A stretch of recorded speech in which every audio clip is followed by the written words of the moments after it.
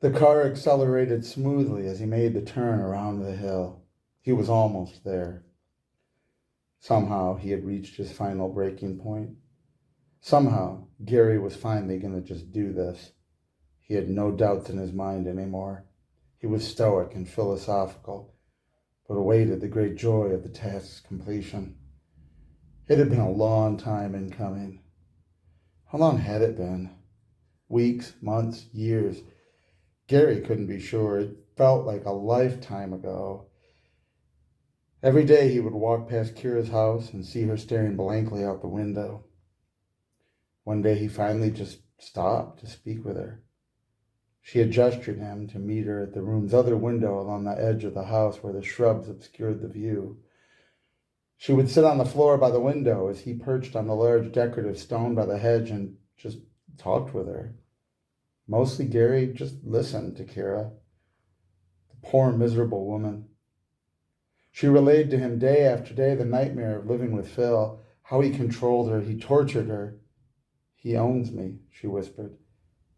"He just owns me." From what Gary could gather, Phil was a true professional.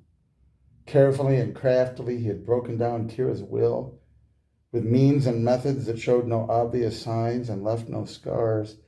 Phil had dominated this poor woman to the extent that she didn't even dream of getting help. She didn't dream of leaving that room.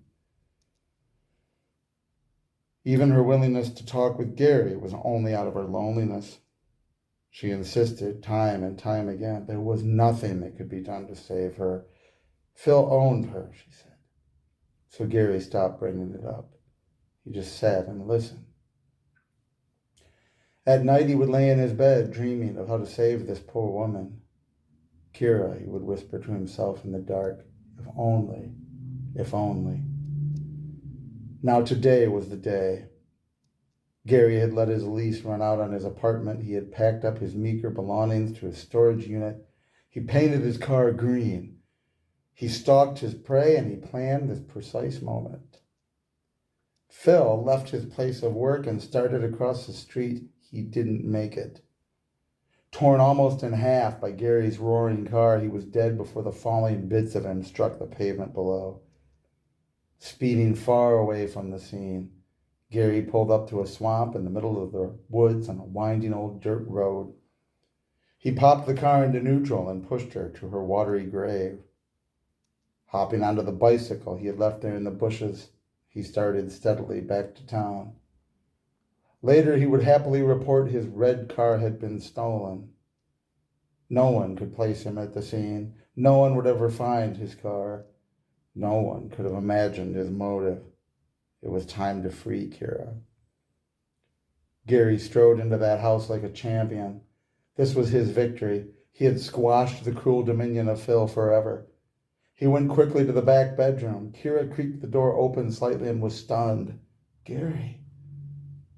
Gary leaned in and kissed her quickly, then began telling her she was free, finally free. He confessed everything he had done for her, for them.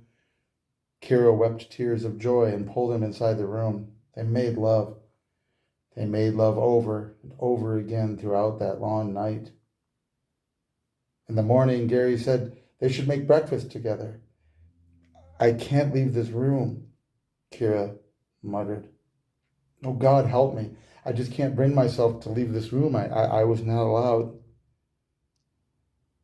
Tears came to Gary's eyes. Of course, sweetheart," he assured her. "You don't have to. Not yet." It was going to take time, Gary knew. A lot of time and therapy and help and love. He had rescued her body, but to rescue Kira's long stymied soul, it would be fine. He was sure of it. But it was going to take time, and he was going to take care of her and love her. As time went on, he would kiss her goodbye every morning and leave for work. Each day he would return to find her still waiting in her room. One day while Gary was at work, a man who had seen Kira staring out the window every time he passed felt compelled to stop. He spoke with her. She gestured him quickly to the window on the side of the house.